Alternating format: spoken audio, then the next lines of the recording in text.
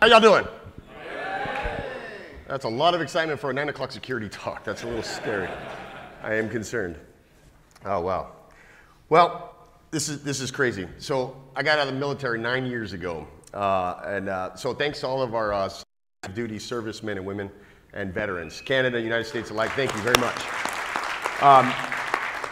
You know, I was a heavy smoker for many years, 20 years in fact, and got really complacent when I got out of the military, which became a challenge for me for a bit. My style of exercise was moving couch to couch, which I got really good at. But this picture, man, 20 years ago, that's crazy. I was in shape, I was skinny, and all I wanted to do was work with computers, right? And I got that opportunity in the military, really set the foundation for what's come in my life, which is pretty cool. A couple years after I got out of the Navy, I was fortunate enough to team up with a couple great guys, Daniel Sid and Tony Perez, which some of you may know. He's our CEO at Security, which together we founded, now going on 7 years.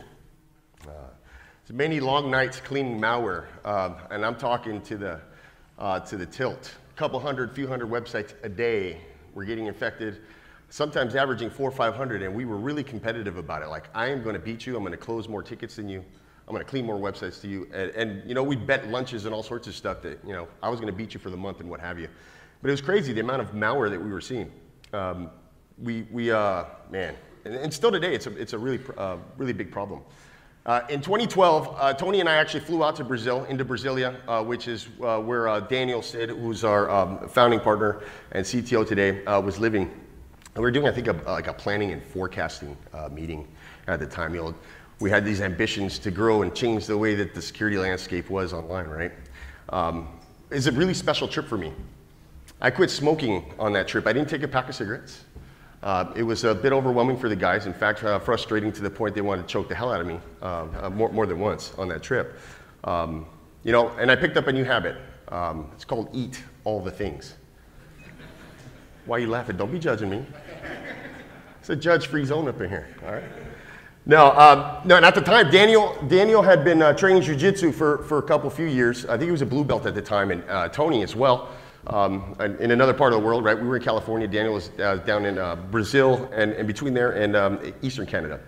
And they would give me all sorts of hell. Look, Dre, you need to get on the mat with us. And you really need to make this part of what you do. You need to start training jiu-jitsu. And I told them, you guys are crazy. This is a spectator sport. I'm not getting involved with this. There's no way. And, you know, I'm not sure if they were worried about my health or they just really did want to choke me at the time. And I still don't know if that's the case or not. But we moved on and I told them, no, this isn't happening. And instead of jiu-jitsu, I picked up another cheeseburger. It was great. It was delicious.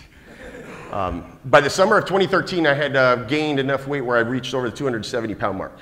I was living large. Big boy. That complacency, man, it'll kick your butt. The couch is no joke.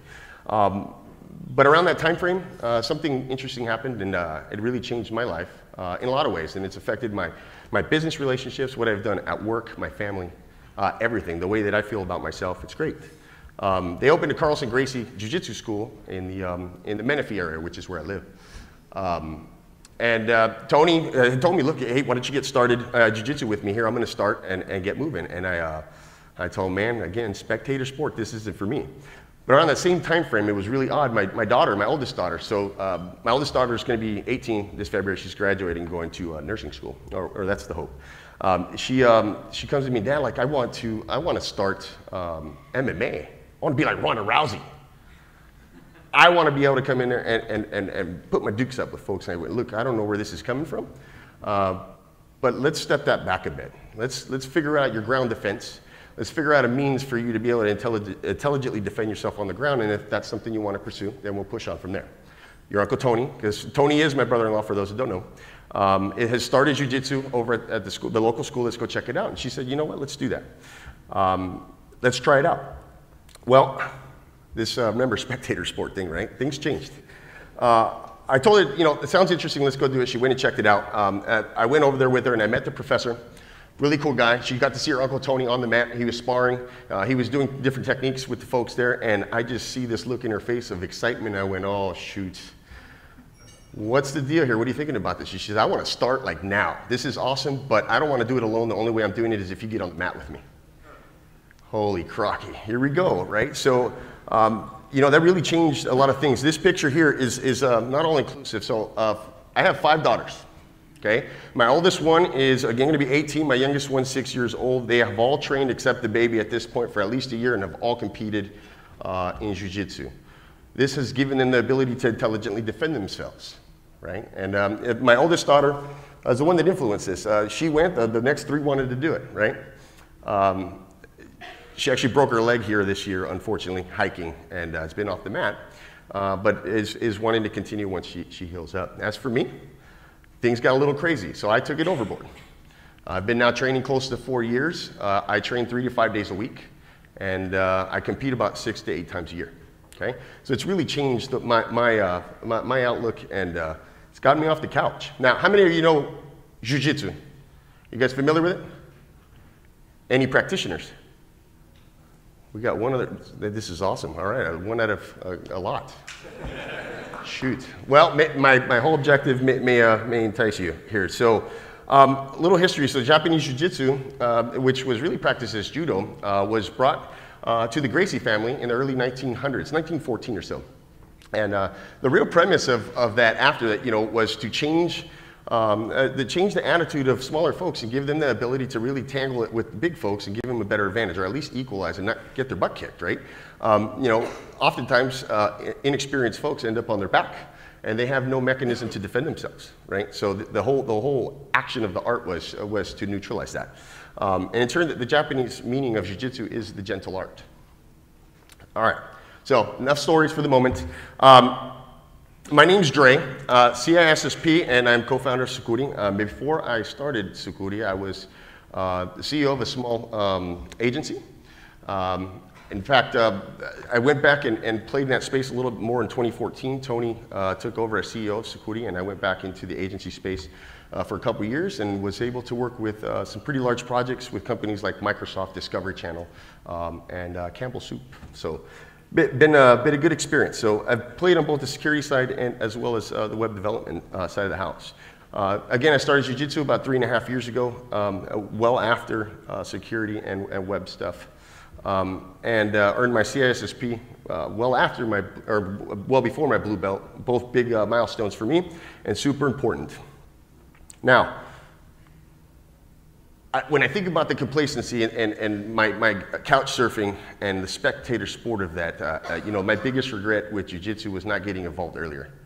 Okay, and we got to think about website security in that same context. It should not ever be a spectator sport. It's a journey, and it's something that's ongoing and iterative. We need to think about it before we launch a project, after it's in production, and beyond that, right? Because the whole name of the game is reducing risk. You can't just lay on the couch, right? I think there's 2 main points that I want you to take away from this, is thinking about security in a more holistic approach. We need to think about the bigger picture, and secondly, I would love one day for me to get some tweets or some type of correspondence from you saying that you joined Jiu-Jitsu and it changed your life. So I think it will.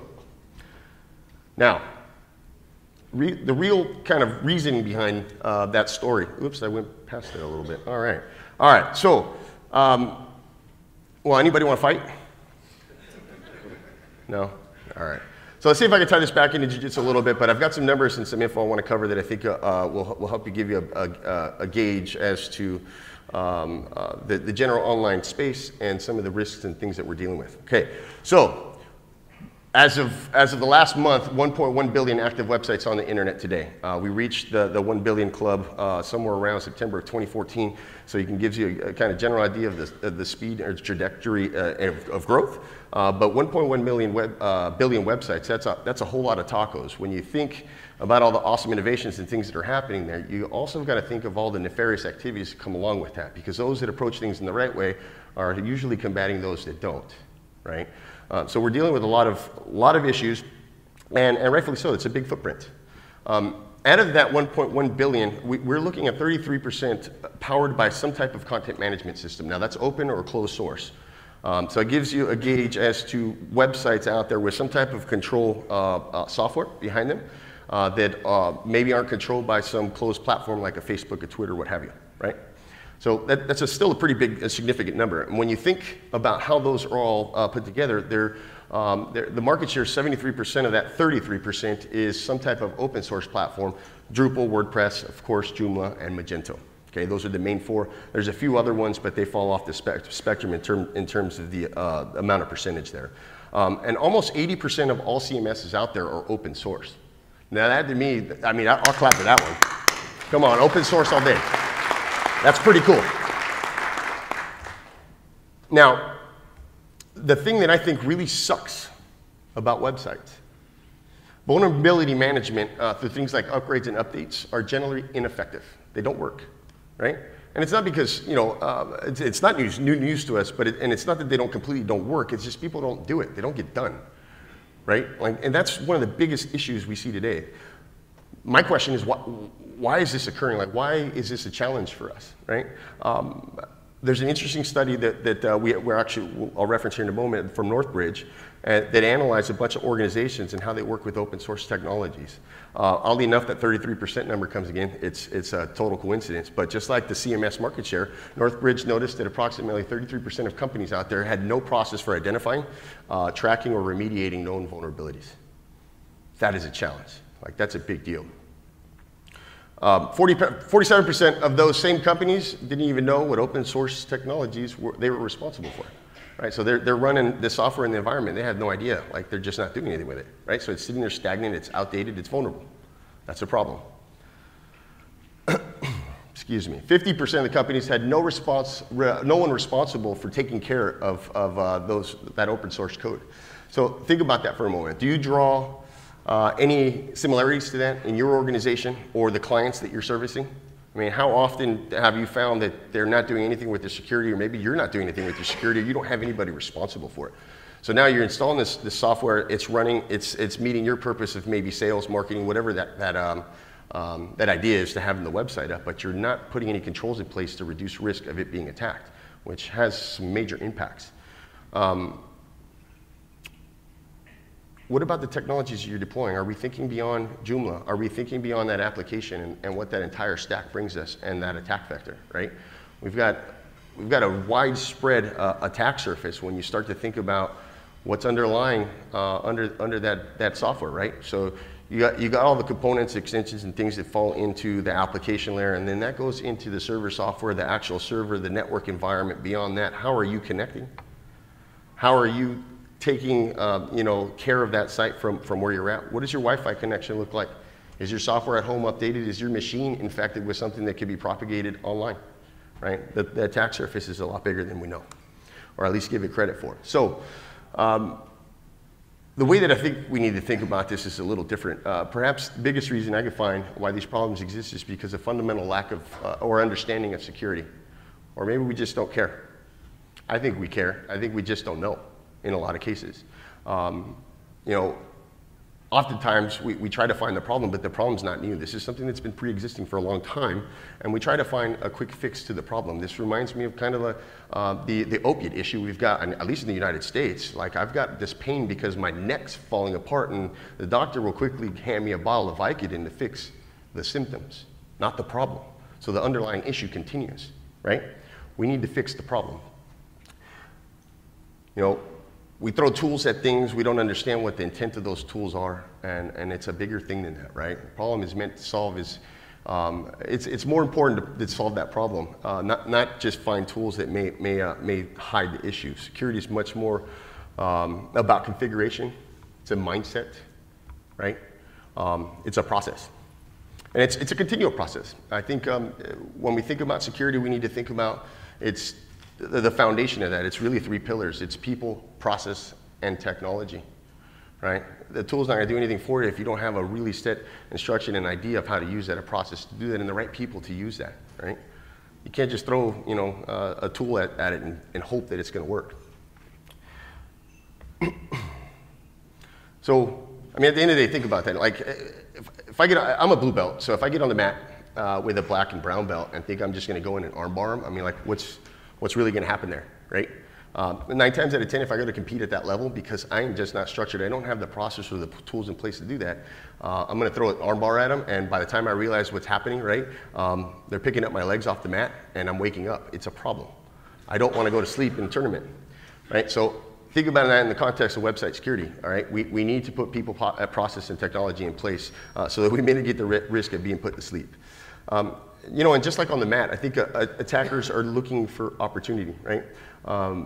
The reality of most website attacks out there is that they're automated and they're opportunistic.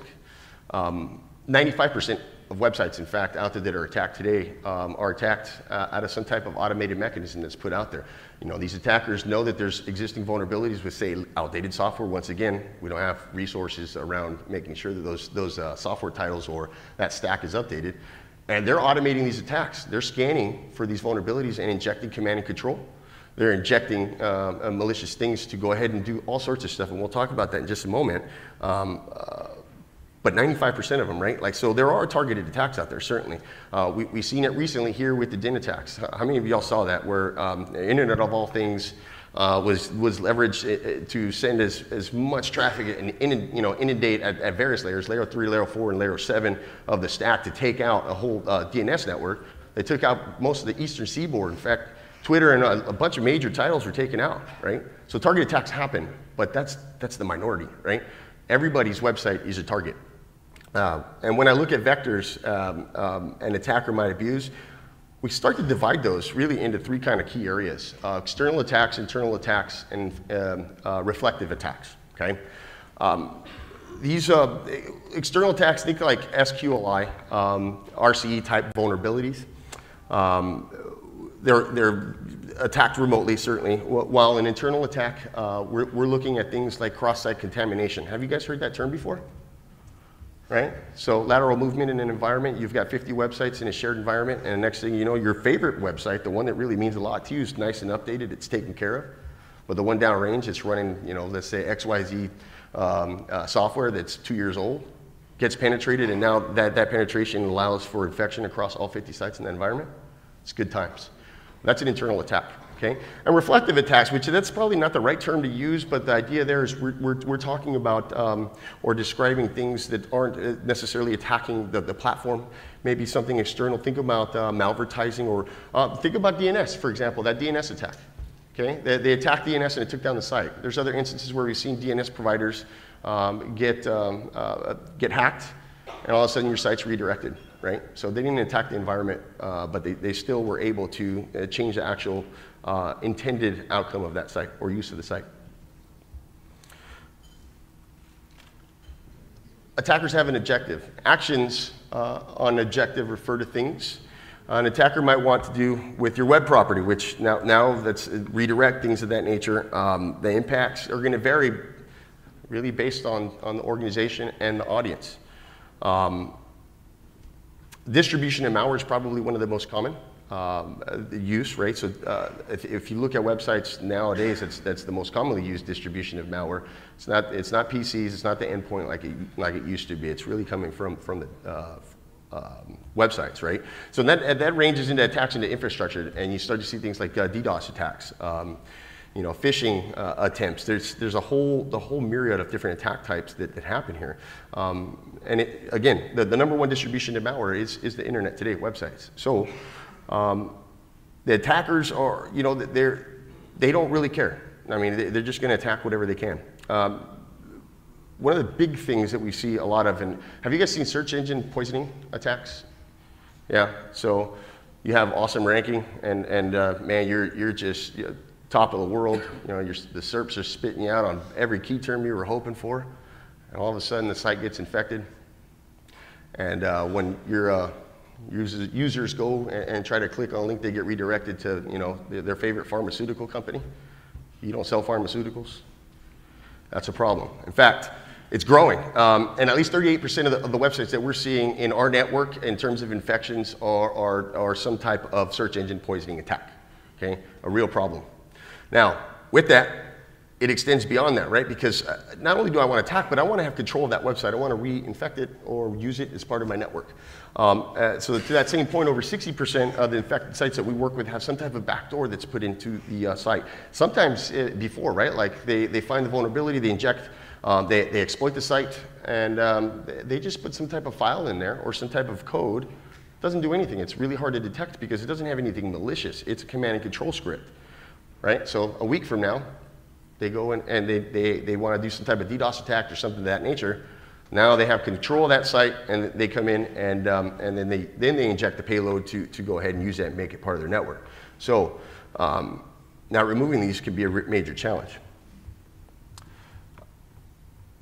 I think we need to remember that whether we see value in our own web properties or not, attackers do see value in it. And again, that's going back to what I just said, right? Like, hey, if we're going to attack, let's say Twitter, and we can't do that with the sole computing power of one site or another. They're pretty secure in terms of their code, but if I can overload them in some way, that's really interesting to me. So the more actual websites that I get into my network that I can use to attack these websites, the better. So it's a connected device, right? When you think about what your website does and what it is, and it can be added to a larger botnet and used for nefarious acts later on. Used to disseminate traffic and all sorts of things, right? So the redirect thing we talked about, there's a lot of different attack points. And they're becoming pretty, I think, innovative in terms of how they're attacking and the tactics they're employing. This is an interesting one. It's happening pretty widely now in the e-commerce space across various software titles. So what you're seeing is a difference between the attack that we would see happening before, where they would come in and infiltrate and redirect, things like that on e-commerce sites. What they're doing is they're using some type of redirect on the checkout pages, right? So they'll inject code and they'll create a third-party website that has the look and feel of your main website, right? And what they're doing is when customers are coming in and actually going to type in their credit card info and stuff, they think they're landing on that main page, but they're not. They've been redirected to this third party. They're not noticing the subdomains, whatever they're using. Sometimes they're using iframes to do this, right? And the next thing you know, you're putting your credit card info and you're buying nothing, right? So you've just given your credit card information out to some website in Russia, right? Some instances, what they'll do is they'll actually serve it to both places. So the transaction will still go through, but they're still harvesting the credit card information. All of a sudden, you're buying all sorts of cool stuff offshore. Bad news. The malicious site redirects. We've seen this off and on for quite some time, and it's not something that I think is going to go away anytime soon. Again, the DNS redirects is one that's really interesting and happening a considerable amount now in comparison to just dropping a payload on the site and then redirecting. So something to consider. And again, we talked about cross-site contamination. I think that's probably one of the biggest issues that we see, right? And you see that from a protective state, that's a challenge as well. So, you put a firewall around your website at the perimeter, that's great, but you've got 50 other websites on there, right? You can't protect all of those unless you have the firewall interacting with all of them. So it infects one and it infects all. It doesn't matter what perimeter defenses you have at that point, right? So the idea there is to make sure that all your stuff's updated and that you're protecting or at least putting some type of security mechanism in place for each one of those. Look, it's really about risk management. I think clearly defining your scope, right? What are your real objectives? And what are the restrictions that you're dealing with? And how are you going to go forward? The conditions of risk will never be zero. It's just a fact. You're online, you're at risk. And you got to understand it's a continuous process. This is not a set and forget thing. There is no silver bullet, and you can't just go, hey, look, I got some type of extension or something loaded. I've got a firewall, and this is it. It just doesn't work that way. And you can't do everything, right? It's unattainable. So you've really got to prioritize around the controls that you put in place. I think that one of the most important things is to think beyond just the application layer or just the perimeter. It's about layer defense. There is no single solution or unique solution that's capable of providing 100% security or protection. It's just not realistic. Implementing controls that are overlapping, right? Kill all those gaps.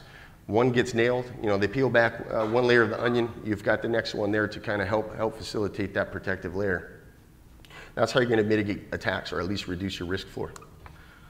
So I hope that all these examples and things that I'm talking about give you a good sense of what you're dealing with. We talked a little bit about the attack surface.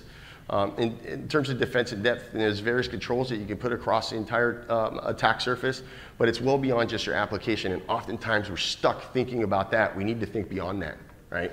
What are the controls that I'm putting into the entire environment, the servers that we're using, the way that we're accessing? So how are our users accessing the sites? What type of privileges do they have? It extends well beyond just the platform, okay? So, I've tried to apply these controls in my Jiu-Jitsu journey. And I think my game's very different than it was when I first started 3-4 years ago. I've learned to build a strategy. I've learned to build layers of defense. There's plenty of guard playing that you can implement, as you'll attest. You know, attacks come from various directions. You need to understand that there's different controls that you can put in place. You know, you come out when you first start and you're so excited about jiu-jitsu that you're on the mat and you're going 100 miles per hour. You got what they call white belt syndrome. And it's kind of very similar to the web. You come out, you're excited about getting your property up there and doing all these cool things with it, and you forget about those fundamental controls. You forget about those fundamental risks that you're going to deal with. Eventually, you slow down, you learn, and you start to implement things that make sense for your site, for your game. And I think that from there you start to deal with the impacts a little better. And just like on the mat, in terms of website security, there's certainly impacts that we deal with. We deal with them from a couple different perspectives. The major impacts I see are really broken down into business and technical impacts. And they coexist, and I think that they interrelate. When you think about the loss of brand equity, the financial impact of having some type of breach. You know, in the emotional distress, it is frustrating. There's nothing more of a vulnerable feeling than getting attacked and getting your site taken down or redirected and what have you. It's a challenge. You end up getting blacklisted by Google and the other agencies out there, right? There's certainly the potential impact of SEO and rankings. And it's scary, right? We need to do better. So, it's a pretty quick discussion. I think I had way too much coffee this morning. And I hope the discussion was helpful for you. I hope you learned that we need to be a little bit more proactive, and we need to understand that it's an iterative process. We're always going to continue learning. This is a journey. Don't wait for the attackers to attack you. In fact, they probably already are, right? So you need to get more direct in terms of your defense and your protective nature. Be aggressive and calculated. I think most importantly, build a game plan, right? You need to have some type of a sustainable game plan. And it's beyond the tool sets, it's the processes that you build and getting the right people to do that. Layer your defenses, because one layer alone will not allow you to maximize your security posture. And close out the match. Don't be a spectator. Get off the couch, right? It's up to all of us to really be a part of this. After 3 years on the mat, I am finally on the verge of hopefully earning purple belt this year. It's been a crazy ride. I lost over 70 pounds. I think this is more important. I've changed my entire lifestyle. I've thought through what's important to me, and I've prioritized. My 5 girls are really important to me, and I think that Jiu-Jitsu's helped me gain the exposure I needed around how to take care of them in a better way and myself. I think it's important to immerse yourself in whatever you do, security, jiu-jitsu. Learn intelligently, right? How to defend yourself. And I think that you have the opportunity to reach the podium. Be a champion. Be a champion for security. Be a champion for what you're involved with and passionate about. And maybe one day, you will join the gentle art. That is all I have for you today. Thank you.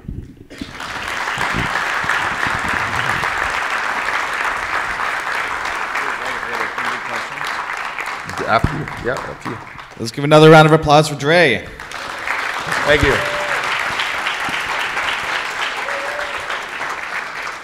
Got about 10 minutes for questions, so if you have a question, please stand up and we'll have someone with a mic meet you, and you can ask your question, and Dre will answer it. Anybody? Yeah, see, I saw you eyeballing me too, man.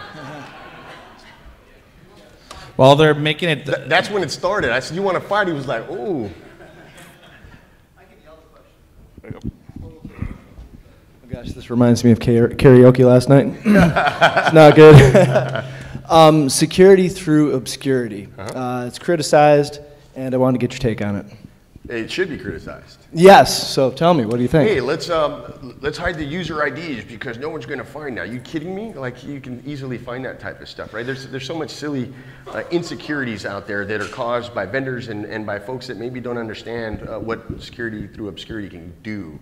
I think it's important to really stick to the principles of security. There's a lot of different instances, I think, across various platforms where you see folks thinking that, hey, doing stuff like hiding user IDs is important. It's well beyond that. Let's not try to use those type of mechanisms. It's typically used as a scare tactic, right? But hiding the Joomla administrator URL itself is a very common practice, and I'm just thinking it's something that that is obscurity, and I think it does actually save a lot of sites from getting hacked. I'm sorry? Hiding the Joomla URL keeps a lot of brute force attempts from people getting in. It'll hide, it'll minimize, it will not go away completely because there's still mechanisms to find that, right? Yeah. So you're certainly reducing your risk floor. So I would say it could be helpful in that capacity, but you can't think that it's going to cure the problem, right? So, does that make sense? Yeah. Anyone else with a question for Dre? Well, the mic's making it way to there. I actually got a question for you about your security reports that you guys release, listing kind of the state of security and what platforms get hacked and what percentages.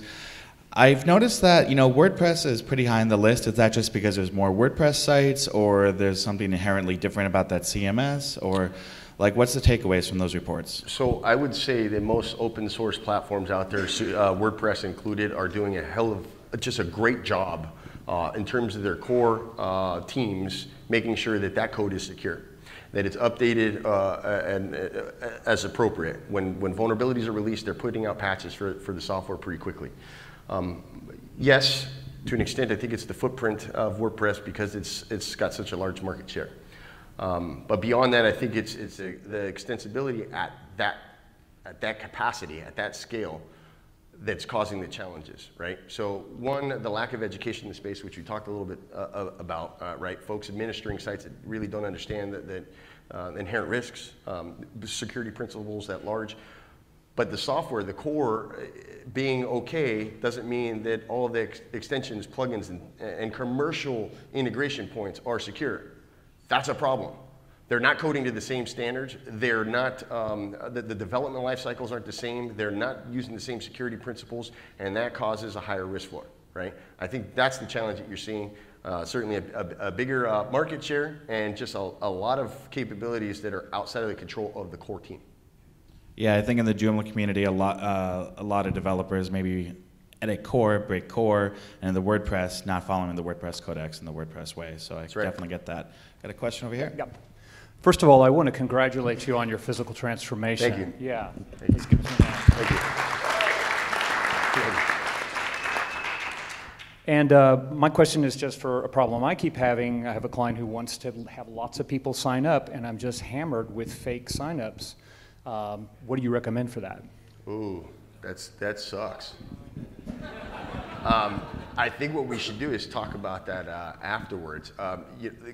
I'd have to understand the architecture of what you're doing there, right? So I'm not sure how to answer that appropriately. There's different ways to minimize that. It's just like even attempts into your login area, right? Like there's ways to minimize that, right? But without understanding the full architecture, I don't know that I can give you a valid answer. Got another question over here. Yeah, a little different question. Less technical question. Good, because I ain't technical, bro. Okay. I'm good. I run 3 different Joomla Can you hold sites. the mic up to you? 3 different Joomla sites, and one of our highest level securities is backing up our sites at another location. Because as I hear before from our administrators, there are people that are constantly trying to hack into our sites. We have to keep up with the patch upgrades, but our biggest level of security has been backup. How secure is that when we're just backing up at another location? You hit on a strong point, my man, and here's the deal. Soup Kitchen servers suck. What I mean by that is people don't only just have their production site there and all of their logs and their development environment and their staging environment and backups and who knows what the hell else there. That's a problem. Any of that stuff causes a higher potential for vulnerability, right? The first thing I'm gonna do as an attacker is I'm gonna come find what those things are in that environment. I'm gonna kill your backups and all your logs. So now you don't know where I'm at and you can't recover. That's a problem. Offsite, segment. You need to get all this stuff off and segment, right? So yes, you wanna have offsite backups, okay? You want backups of your backups. Bro, put it on a CD, get it in the cloud, have a couple backups, and keep that away from your production environment. The idea there, though, is the moment that server explodes because someone came and attacked it and it's wiped out, you've got a copy and you can come and reinstate. You minimize the amount of downtime, right? So segment, no soup kitchen servers. So, good question. Do you subscribe to the rule of 3? If you don't have your site in 3 places, you don't have it? I think that for me, that's probably the strongest way to do it, right? So I usually keep local copies and then I have remote backups. Cool. And do you test your backups as well? That's a good thing, right? So why not test that in a development environment, right? Okay. Yeah. Cool. We got time for maybe 1 or 2 more questions. We got one over here. Wait for it, Mike. You give your question and I'll come meet you. So, the gentleman right here. So for search engine poisoning, been involved with a couple cases, and what we see, or what I saw, is that basically the attack is feeding Google different content than you would see as a user or an administrator. And if you didn't use Search Console to look at the site, really you could be oblivious to it. And I'm wondering if you have any thoughts about potentially how many sites are out there that nobody even knows that there's an issue going on. That is such a challenging question to answer. I mean, there's new ones appearing every day, right? So there's not a number I can give you, but it is a real problem. So think to yourself, we a couple hundred sites a day we clean. I mean, I'm just giving you a number, and 38% of them have some type of search engine poisoning to it. Like, it's a lot of sites. It's a lot of sites. And it is a problem. Sometimes it's conditional too, right? Like you'll go, and as the administrator you won't see it, but they're serving, let's say you're on the West Coast, on the East Coast, they're getting all the Viagra ads. Good times, right? It's challenging. Yeah, it's a real problem. A big problem. Cool, we got a question right over here. Hey, thanks for being here. My pleasure. A great presentation. I just started using your service recently. Well, welcome. Yes, and I'm going to be using it a lot more. I've noticed the hacks have been getting a lot more nasty recently. We're seeing a lot of when people, I used to be able to detect it when you could look at the file modified dates in there.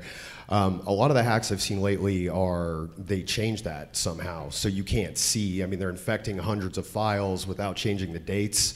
And you don't know, and then they wait a month or so before they do anything. I just want to recommend your service to fix that, because it's amazing. I mean, it found things that I didn't even know were there, and it is getting nastier out there. So I just wanted to say I really appreciate what you do. You've kind of saved my butt a bunch of times this year. So I highly recommend this service personally. So I just wanted to say thanks. Thank you. Let's give another round of applause for Dre. That's all the time for questions we have. But you will be at the security booth all day today and tomorrow answering questions, Absolutely. right? Awesome. Thanks again. Thank you. Give him another round of applause. Thank you.